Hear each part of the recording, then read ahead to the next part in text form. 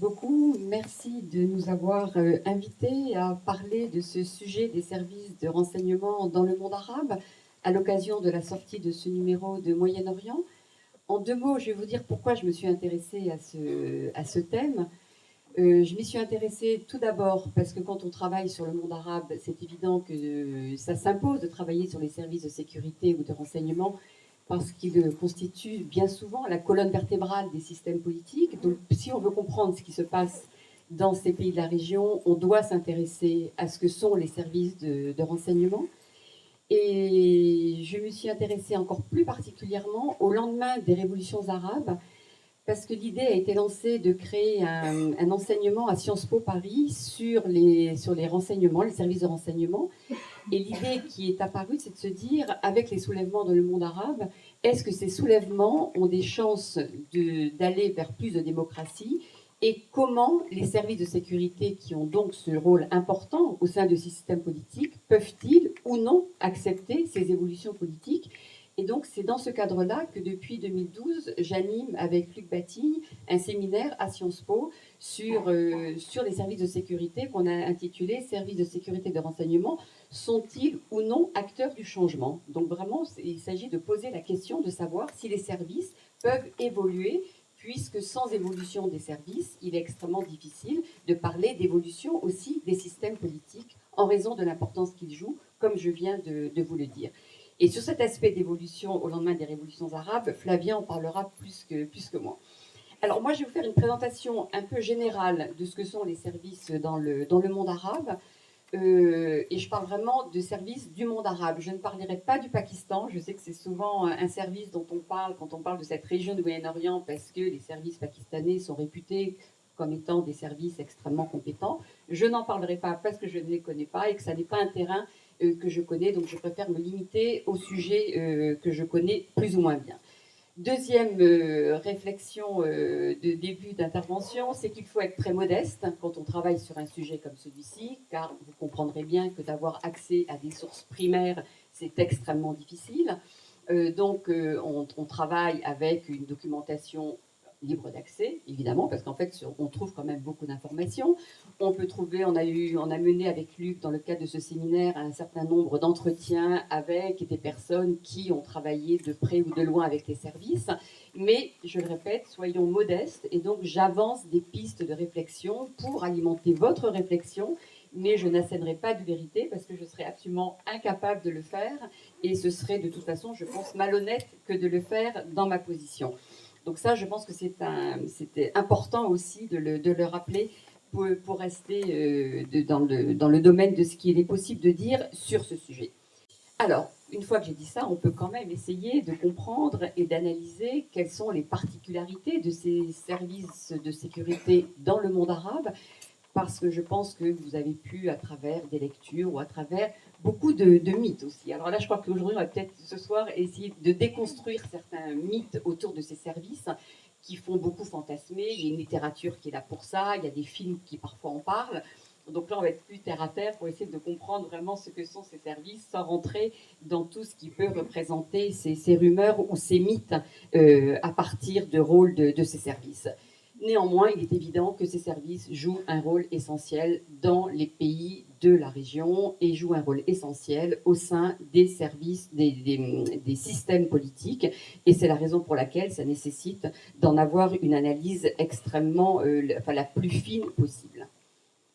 Quelles sont les caractéristiques communes, même si on verra, il y a des différences importantes suivant les zones géographiques. Quand je parle de zones géographiques, je pense évidemment au Maghreb, à ce qu'on appelle en France le Levant, et au Moyen-Orient. On peut distinguer trois zones, trois sphères qui sont assez différentes, donc avec des particularités qui vont s'attacher à chacune de ces trois sphères d'influence du monde arabe, en raison de l'histoire de chacun de ces pays. Ils n'ont pas la même histoire, en fonction aussi de la façon dont ces pays ont accédé à la dépendance, des liens qu'ils ont noués avec des puissances régionales et internationales qui les ont aidés au lendemain des indépendances à mettre en place des services de sécurité. Et donc on verra une influence de certains pays, l'URSS a eu une influence sur les services syriens, sur les services égyptiens.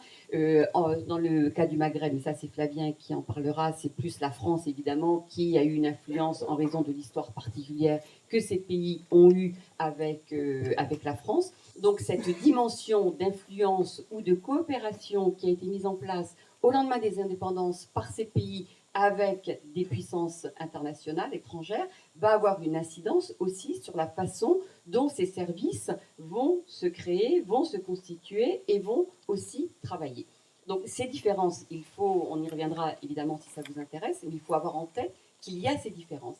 Ce qui ne veut pas dire qu'il n'y a pas de caractéristiques communes de ces services de renseignement, et c'est ce sur quoi je vais parler maintenant.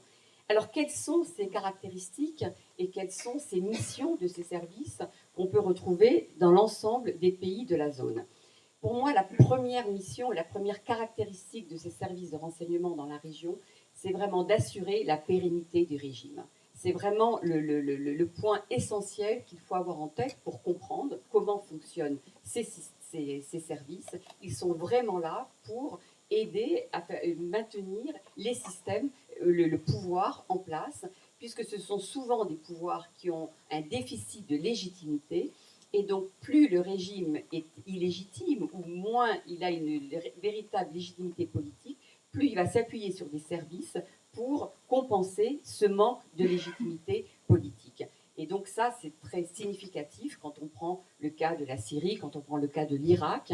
On voit bien qu'on avait des services extrêmement forts, mais parce que c'est des régimes qui savaient très bien qu'ils avaient un déficit majeur de légitimité et qu'ils devaient donc s'appuyer sur des services pour pouvoir limiter les menaces intérieures et pour du coup exercer un contrôle sur la société pour éviter qu'une opposition émerge et mette en difficulté le système, le régime politique. Donc ça, c'est vraiment un élément essentiel.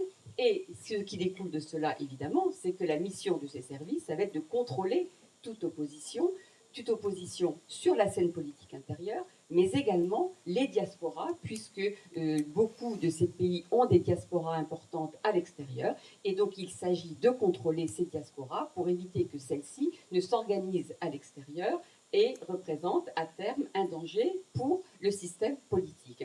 Et donc il y a un certain nombre d'exemples de services qui sont implantés en France, en Belgique, un peu partout à travers le monde pour contrôler les diasporas et pour faire en sorte que ça ne représente pas un danger pour les régimes qui sont donc très, très inquiets de la capacité de ces diasporas à pouvoir éventuellement organiser une opposition et pour pouvoir revenir dans le pays et de pouvoir agir contre le système.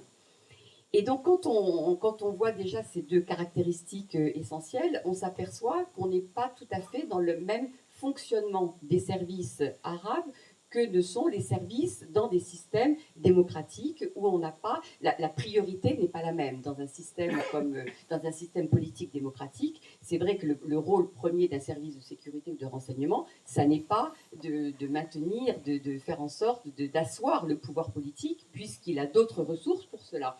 Dans les pays arabes, c'est vraiment ça qui est absolument déterminant. Il y a un autre aspect aussi dans les services arabes, mais ça qu'on peut retrouver, qui ne sont pas spécifiques aux pays arabes, mais qui ont un rôle très important dans les pays arabes, c'est le rôle que peuvent jouer les services sur la scène diplomatique. On voit un certain nombre de missions des services qui sont un rôle qui, traditionnellement, sont beaucoup plus dévolus aux services diplomatiques qu'ils ne le sont au système, au rôle des services. Et quand on prend, par exemple, dans le cas de l'Égypte, où on avait Omar Soleiman, qui a été un homme important du système du temps de Moubarak, qui accompagnait Moubarak dans tous ses déplacements à l'étranger. Et Omar Soleiman, qui était le chef des services, jouait un rôle très important dans toutes les discussions que pouvait avoir Moubarak avec des chefs d'État lorsqu'il faisait des visites, alors qu'en France, le chef des services ne va pas accompagner le chef de l'État français lorsque celui-ci se rend en mission ou lorsqu'il a des discussions avec un chef d'État, quel que soit le pays concerné. Or, dans le cas de l'Égypte, par exemple, c'est vrai que lui était là dans toutes les discussions que Moubarak pouvait mener avec les pays de la région ou à l'international, que ce soit en France ou aux États-Unis. C'était vraiment lui qui contrôlait. Alors, vous allez dire, mais pourquoi les services peuvent jouer aussi ce rôle diplomatique important? C'est que les services ont le sentiment, si vous voulez, que l'appareil diplomatique n'est pas, le personnel de l'appareil diplomatique n'est pas forcément contrôlé ou contrôlable et qu'ils préfèrent avoir, eux, un droit de regard sur ceux qui véritablement vont mener des négociations, surtout si ces négociations sont des négociations difficiles ou importantes pour la stabilité du régime. Et là encore, dans le cas de l'Égypte, toutes les négociations avec les Palestiniens étaient menées par les services, parce que c'est pour l'Égypte, la question palestinienne étant une question essentielle et importante pour la stabilité de l'Égypte, comme la question avec le rapport avec le Soudan. Les dossiers stratégiques essentiels de l'Égypte sont traités par les services, parce que les services estiment qu'eux ont la capacité d'avoir l'ensemble des informations sur le sujet et font beaucoup plus confiance à leurs propres membres de leur propre service qu'au personnel diplomatique qui n'est pas forcément, lui, issu des services, même si parfois il y a évidemment des passerelles entre les deux, mais que dans les services, ils contrôlent le recrutement, alors que pour les affaires étrangères, ils ne contrôlent pas forcément l'ensemble du recrutement, et que donc ça peut leur poser problème à un moment ou à un autre, et donc ils préfèrent faire en sorte que ce soit eux qui gèrent et qui traitent les dossiers les plus importants de la diplomatie. Je le répète, les sujets qui touchent vraiment à la stabilité du pays en question. On a dans le cas des services arabes un système de clientélisme qui va aussi fonctionner de façon très, très efficace, si je puis dire, puisque les services vont essayer de recruter pour leur personnel en s'appuyant sur des alliances ou sur un système de clientélisme pour être sûr de la loyauté des membres de ces services, parce que comme on est dans des systèmes où il y a un problème de confiance, puisqu'il y a cette absence de légitimité dont je vous ai parlé dès le départ. Donc c'est évident que dans ce contexte-là, il faut pouvoir s'appuyer sur des personnes dont on est sûr. Et donc le meilleur moyen pour cela, évidemment, c'est de mettre en place un système clientélisme qui permet de pouvoir être sûr des missions qu'on accorde à telle ou telle personne, en sachant que celle-ci ne va pas se retourner en cas d'évolution de la situation. Il y a un autre élément qui me paraît également intéressant et important. On voit souvent dans les services du Moyen-Orient une concurrence entre les services. Et ça, c'est une stratégie délibérée qui est mise en place par le pouvoir politique. Et là, je pense tout particulièrement à la Syrie, ou du temps de Hafez al-Assad, mais ça a continué aussi sous Bachar el-Assad, c'est qu'il y a plusieurs services de sécurité et de renseignement. En Syrie, à un moment, on parlait de 12, 14 services différents. Alors, difficile d'avoir le chiffre exact, bien évidemment, mais simplement le fait que l'on parle d'une dizaine, en tous les cas, de services différents, ça montre bien, et c'était clair dans l'esprit de Hafez al-Assad lorsque celui-ci a mis en place ce système, c'était de faire en sorte qu'aucun service ne soit trop puissant à un moment, parce que si un service devient trop puissant, si son chef devient trop puissant, il y a un risque, évidemment, qu'il veuille prendre le pouvoir à un moment ou à un autre. En tout cas, c'est un risque, c'est pas évident, mais ça peut exister. Et donc, le système d'Ahmed Assad, c'était de mettre en concurrence les services, et de temps en temps, il y en avait un qui apparaissait comme étant le chef de renseignement le plus important, et puis quelques mois plus tard, il était un peu mis de côté. Il y en avait un autre qui apparaissait sur le devant de la scène et qui était poussé par le président. Et donc c'était celui-ci qui à ce moment-là était le plus puissant. Et puis quelques mois plus tard ou un an plus tard, ça changeait.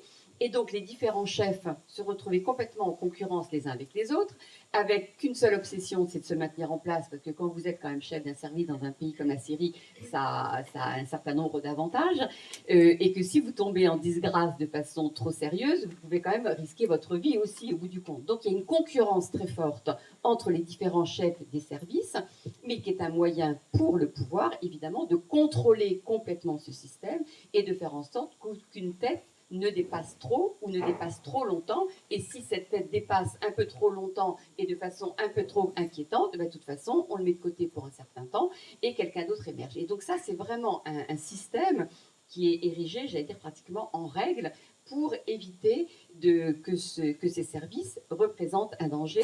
Parce que là encore, je l'ai déjà dit, je le répète, il y a vraiment une absence totale de confiance dans des systèmes politiques tels que les systèmes politiques de cette région, et donc une nécessité pour le pouvoir politique de faire en sorte de pouvoir compter sur les services pour les missions qui lui sont dévolues, mais sans que ça puisse aller trop loin.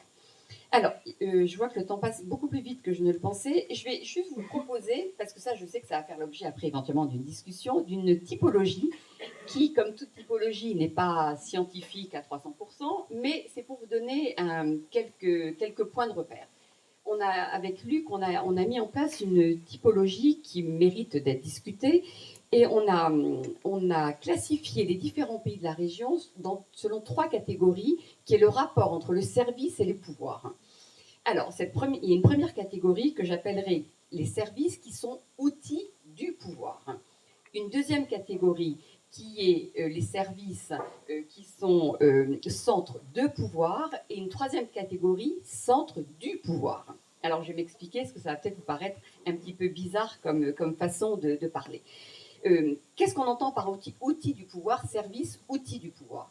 Ce sont des services qui sont entre les mains du pouvoir, mais c'est le pouvoir politique qui décide et qui vraiment donne les instructions au service, et le service en question n'a pas une grande marge de manœuvre, une grande latitude par rapport au pouvoir, et les services respectent véritablement les instructions qui sont données par le pouvoir. Et dans cette catégorie, je mettrai les monarchies de façon générale, parce que les monarchies n'ont pas ce déficit de légitimité dont je parlais, en tous les cas beaucoup moins que dans d'autres systèmes politiques.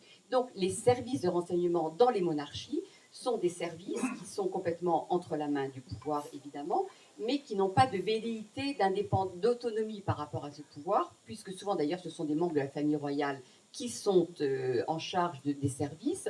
Et donc, les services sont vraiment à la disposition du pouvoir politique sans vouloir prendre trop d'autonomie par rapport à ce pouvoir politique. Donc là, il y a les monarchies, il y a la Jordanie, le Maroc. Je ne parlerai pas de la Tunisie parce que ça, Fabien va en parler, et qu'avec les bouleversements depuis 2011, il y a des choses intéressantes et importantes à dire sur la Tunisie. Donc ça, c'est cette première catégorie. La deuxième catégorie, c'est centre de pouvoir.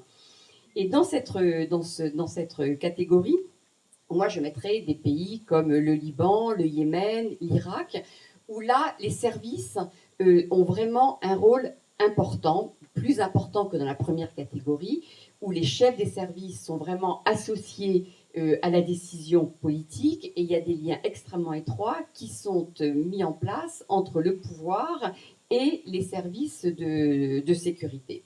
Et la dernière catégorie qui est centre du pouvoir. Et quand on dit centre du pouvoir, je pense que c'est assez clair. Et là, il y a spontanément l'Algérie que nous mettons dans cette catégorie, même si depuis la réforme du DRS, il y a maintenant 2 ans, on peut se poser la question de savoir si le DRS est toujours centre du pouvoir ou centre de pouvoir. Mais dans cette catégorie centre du pouvoir, ce sont vraiment les services qui sont au cœur, véritablement au cœur du pouvoir, et que ça n'apparaît pas évidemment publiquement, parce que c'est difficile de dire que ce sont les services qui dirigent le pays, mais dans cette catégorie centre du pouvoir, c'est vraiment eux qui sont à la manœuvre sur tout un tas de sujets et les dossiers les plus importants. Et au-delà des sujets les plus importants, c'est vraiment eux qui dictent la politique. Alors, évidemment, comme toute typologie, les situations évoluent, et donc on pourrait discuter longtemps sur quel pays à mettre dans telle catégorie, et suivant telle période de son histoire, puisque les choses évoluent aussi en fonction de l'histoire et de l'évolution de ces pays. Donc voilà, c'était une petite typologie pour vous donner quelques éléments de réflexion. Alors là, il faudrait que je conclue. Et là, je voudrais juste conclure sur un point qui est la question que j'entends régulièrement quand on parle des services de renseignement dans le monde arabe. Mais est-ce que les services de renseignement ont vu venir les révolutions de 2011? C'est la question que tout le monde se pose, de se dire, mais on a le sentiment que les services de sécurité n'ont rien vu venir, alors qu'ils quadrillent le territoire, alors qu'ils quadrillent la société, alors qu'ils sont extrêmement présents, extrêmement puissants. Alors parfois on leur accorde encore plus d'importance qu'ils n'en ont. Il faut aussi remettre les choses, je crois, à leur place et ne pas trop fantasmer. Mais quand même, ils jouent un rôle essentiel. Donc, est-ce que les services ont failli en ne voyant pas venir ces bouleversements dans ces sociétés qui ont conduit au soulèvement de 2011? Alors, évidemment, je n'ai pas de réponse absolue sur la question. Ce que je crois, en tous les cas, c'est que les objectifs ou les missions qui sont confiées aux services, comme je vous l'ai dit, c'est vraiment la sauvegarde du régime. Et je crois que du coup, les services n'étaient pas du tout à l'écoute de ce qui se jouait au sein des sociétés. Parce que leur obsession, c'était de maintenir coûte que coûte le pouvoir, le système en place. Or, quand on analyse la situation de la région, et Flavien comme moi, on travaille cette région depuis maintenant enfin bon, je ne vais pas dire le nombre de dizaines d'années, mais avant les révolutions, on voyait bien qu'il y avait des évolutions au sein de ces sociétés, qu'il y avait des mutations qui étaient en train de se faire, et que donc ça pouvait conduire évidemment à des évolutions aussi politiques, avec une société, une population beaucoup plus jeune, qui avait envie de pouvoir s'exprimer, qui avait envie de pouvoir participer aux jeux politiques qui étaient complètement fermés, des systèmes complètement sclérosés, qui n'admettaient pas la moindre possibilité pour ces jeunes de s'exprimer. Donc si les services avaient été vraiment à l'écoute de ces évolutions de la société, et j'insiste sur ce terme de la société, je pense qu'il y aurait peut-être eu quelques signaux qui se seraient allumés. Or, il n'était pas du tout dans cette logique, puisqu'il était vraiment dans la logique de maintenir ce pouvoir et de faire en sorte que ce pouvoir, mais donc en vivant un peu dans une bulle, si je puis dire. Et donc je pense qu'ils n'ont pas vu ces évolutions parce qu'ils n'étaient pas en mesure et que ça n'était pas la mission qui leur avait été donnée. Et je ne sais pas si un chef de service aurait été en mesure de dire au chef de l'État ou au responsable, vous savez que la société est furieuse et que ça va exploser. Parce que lui, il risque gros aussi en annonçant potentiellement une nouvelle aussi mauvaise. Donc il y a un système en place qui était tel que je crois que ça n'a pas permis aussi aux responsables des services de pouvoir véritablement dire ce qui est en train de se passer, non seulement parce que je crois qu'on ne leur avait pas demandé de regarder dans cette direction, et qu'en plus, s'ils avaient commencé à percevoir des évolutions, est-ce qu'ils auraient été en mesure, en capacité de faire remonter l'information au pouvoir politique, alors que c'était des systèmes extrêmement autoritaires, durs, et avec une crainte d'annoncer une nouvelle qui n'est pas forcément une bonne nouvelle, puisque pour reprendre le terme d'un sociologue soudanais, je pense que je vais terminer là-dessus, ces systèmes sont avant tout ce qu'il a appelé des sécuritocraties. Et je trouve que ce terme de sécuritocratie, c'est un néologisme inventé, mais donne bien à comprendre la nature de ces systèmes politiques, avec toutes les dérives que cela peut impliquer, mais aussi avec toute la difficulté, me semble-t-il, pour des chefs de service à pouvoir dire des choses à ce pouvoir politique,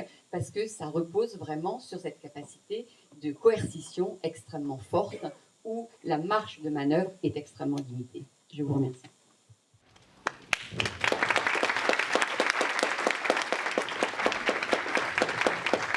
Bien, bonjour. Très rapidement, pourquoi aussi je m'intéresse au service de renseignement du monde arabe.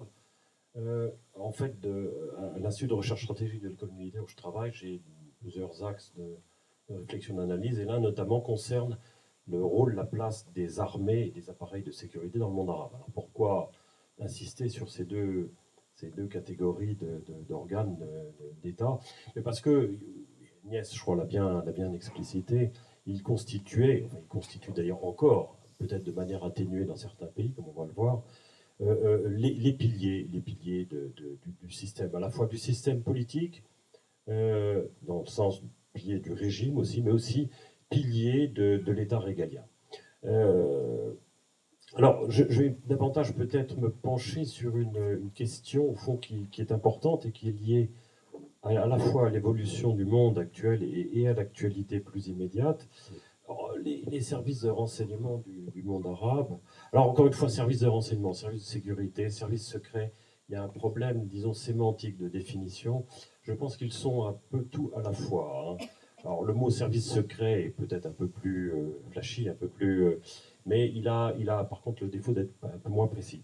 Bref, juste une petite précision, vous savez que au Proche Moyen-Orient, ces services sont désignés sur le terme mukhabarat.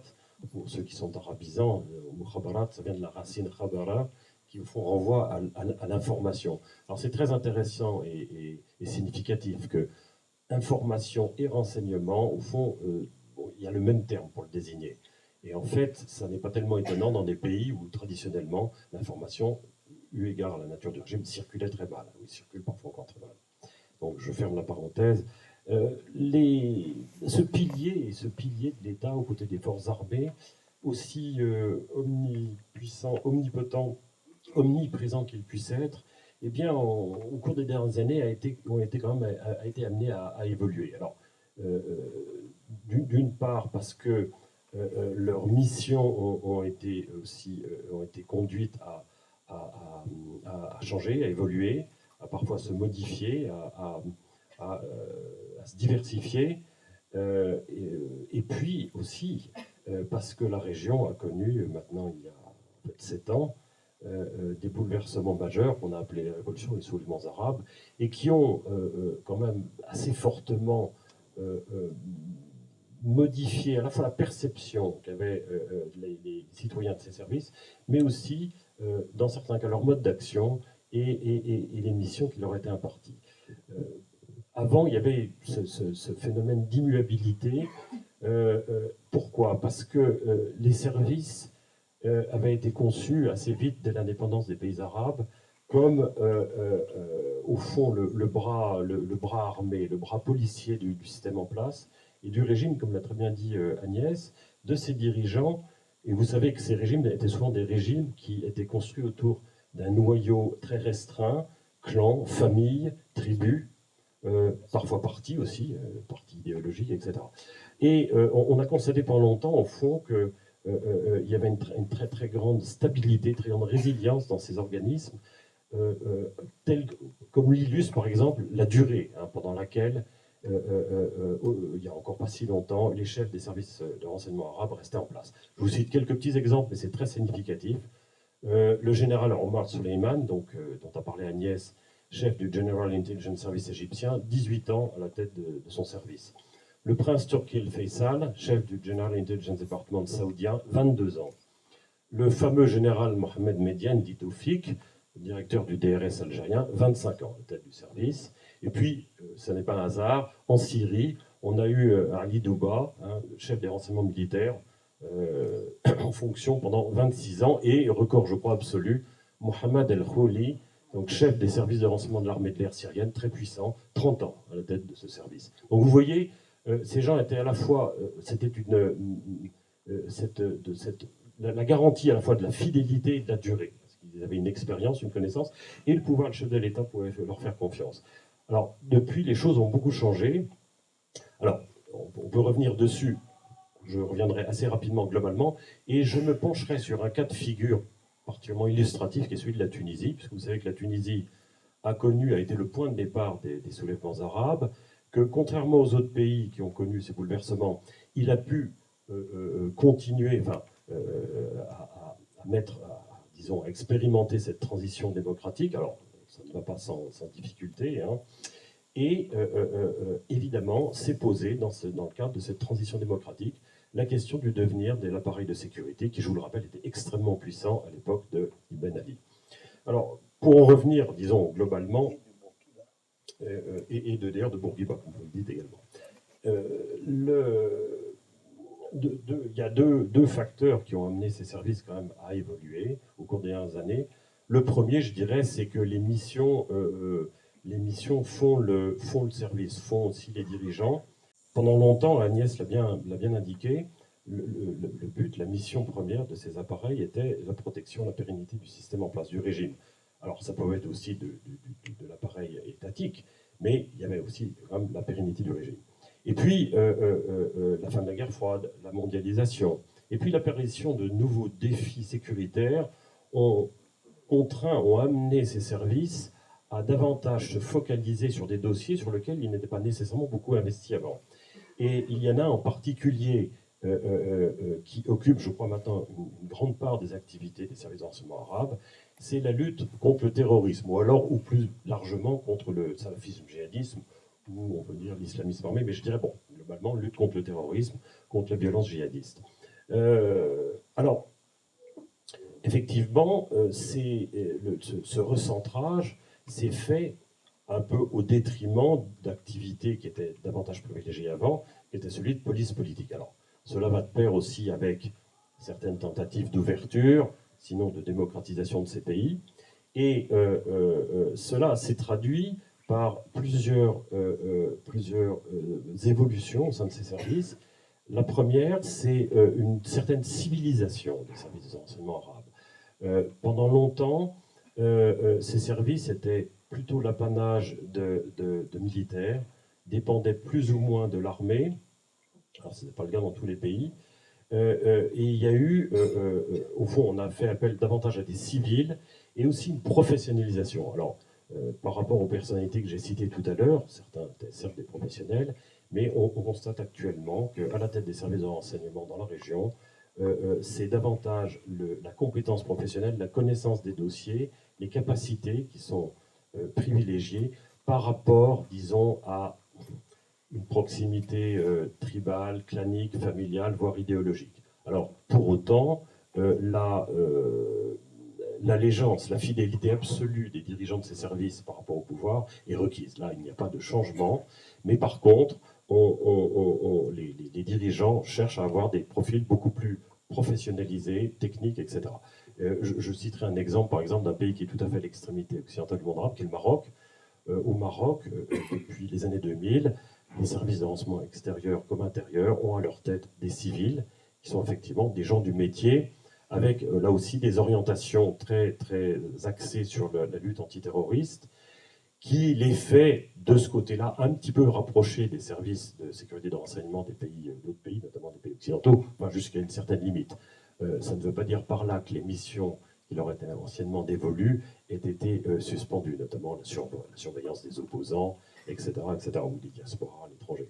Mais le cas du Maroc est intéressant, mais on peut tout ou bien souligner aussi, alors, dans un pays qui est également une monarchie, l'Arabie Saoudite, pour la première fois de l'histoire de ce pays, il y a à la tête des services de renseignement extérieur un militaire qui n'est pas membre de la famille royale, de la famille El Saoud. Vous voyez, donc là aussi des évolutions.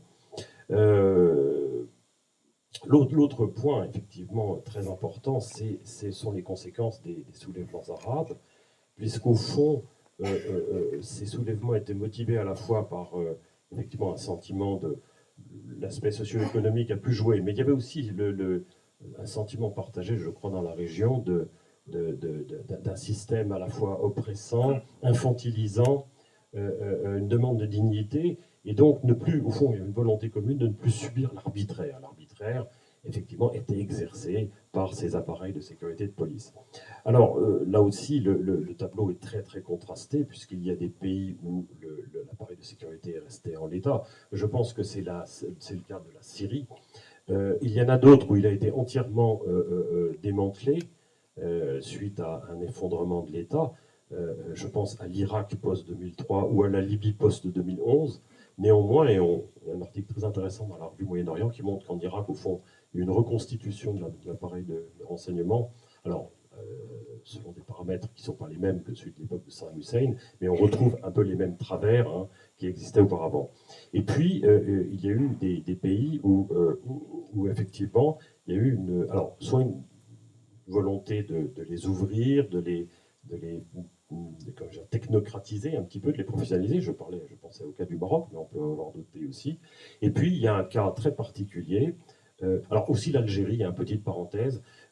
L'Algérie, vous le savez, les services de renseignement y occupent une place très particulière, en ce sens qu'ils sont apparus, non pas à l'indépendance de ce pays, en 62, mais ils sont apparus pendant la guerre d'indépendance.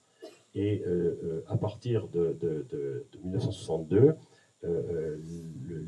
l'appareil de sécurité de renseignement a pris une place tout à fait considérable au sein de l'État algérien. D'abord, c'est appelé la Direction centrale de la sécurité militaire, puis le DRS pendant 25 ans, puis maintenant la DSS, Direction des services de sécurité. Mais dans tous les cas, on a eu un cas unique peut-être d'un service extrêmement puissant, concentrant au fond toutes sortes d'attributions, sécurité, surveillance, contre-espionnage, mais aussi police politique, voire même régulateur de la vie publique et politique algérienne. Donc c'est un cas de figure, notamment pendant toute la période de Mohamed Medienne, tout à fait inédit.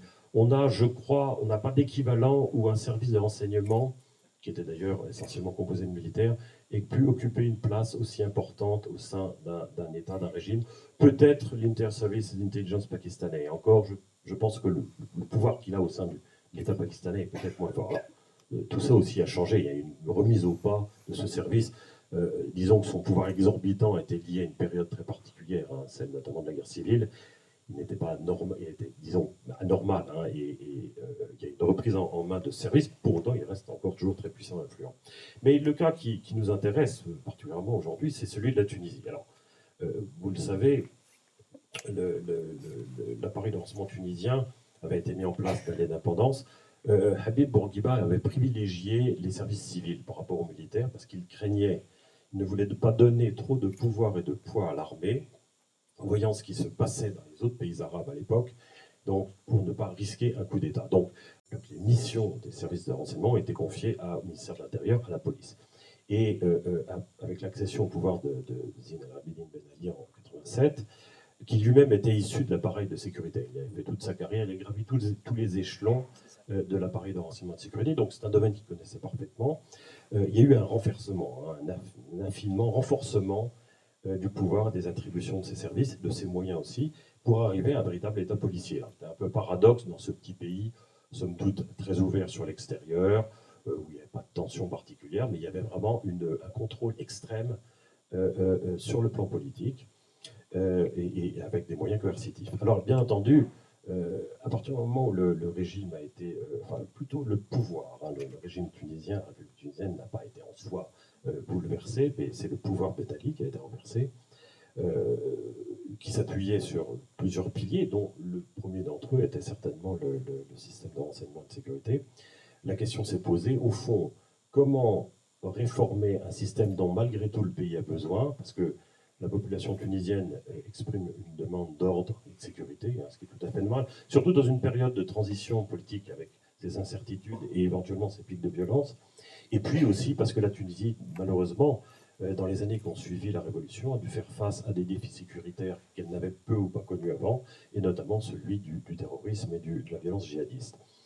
Mais en même temps, la question se posait comment, au fond, garantir la sécurité du pays, des citoyens, de ses frontières, et tout en prenant en compte de nouveaux paramètres liés aussi au changement de régime, qui était celui notamment de l'état de droit. Du contrôle constitutionnel de l'action de ces services, etc. Donc vous voyez, une équation quand même particulièrement délicate. Et c'était un peu l'expérience qui est en cours actuellement en Tunisie. Alors, il y a eu beaucoup de réflexions, je dirais, au niveau de l'État tunisien. D'abord, il y a eu une petite phase de transition un peu délicate, c'est-à-dire que, vous savez, au trop-plein sécuritaire qui était constitué par l'omnipotence de ces services, a parfois succédé, et c'est le cas aussi d'un pays comme la Libye, c'était aussi le cas de l'Irak après 2003, de ce qu'on appelait un vide sécuritaire. Mais c'est une phase qui est toujours un peu difficile et dangereuse. Et il y a eu une crainte exprimée en Tunisie, à différents niveaux, de voir cet énorme appareil de sécurité qui n'avait pas été en fait bouleversé après la Révolution. On a simplement supprimé ce qu'on appelait la direction de la sécurité de l'État, qui était la police politique, un des volets de l'appareil de sécurité, mais le reste a été maintenu en l'État. Et certains se sont dit, mais au fond, un appareil aussi puissant, aussi doté en moyens techniques et humains, il peut être réutilisé par d'autres acteurs politiques à leur profit, et au fond, on peut retomber dans les travers du passé. Alors, il y a eu des craintes, notamment pendant le gouvernement de la Troïka, vis-à-vis du mouvement Ennahda, le mouvement islamiste qui était dominant au sein du nouveau gouvernement, de voir effectivement ce mouvement placer des gens à lui au sein de l'appareil d'État, etc., et notamment au sein des services. Et puis, bon, il y a eu la poursuite du processus politique et démocratique avec une certaine stabilisation. Donc, actuellement, les choses sont plus apaisées, il y a une vraie réflexion sur comment moderniser, adapter cet appareil de sécurité, tout en tenant compte, effectivement, des impératifs créés par la démocratisation du système et du pays. Et c'est intéressant parce qu'au fond, la Tunisie, là encore, peut faire un peu office de cas d'école. C'est un peu un laboratoire, hein, de ce vous savez, ce qu'on appelle le programme de réforme des appareils de sécurité. Il y a un certain nombre d'organismes, notamment Arab Reform Initiative, qui travaillent sur ces questions. Ça intéresse le monde arabe, ça intéresse également l'Afrique subsaharienne. Et cette réforme passe par plusieurs niveaux. La première, effectivement, c'est une coordination de l'activité des services. Hein. Agnès l'a bien dit, traditionnellement, pour des raisons, selon le principe divisé pour mieux régner, les régimes en place avaient joué la concurrence des services, leur rivalité, hein, éviter qu'il se forme un pôle trop puissant, mais souvent au détriment de l'efficacité. Là, au contraire, ce qu'on veut, c'est créer une coordination, un peu comme à l'instar de ce qui existe dans les pays occidentaux, parce qu'on constate qu'il y a un manque de mutualisation de l'activité de ces services. Le deuxième impératif, c'est de garantir la neutralité des services. Alors ça, c'est très important.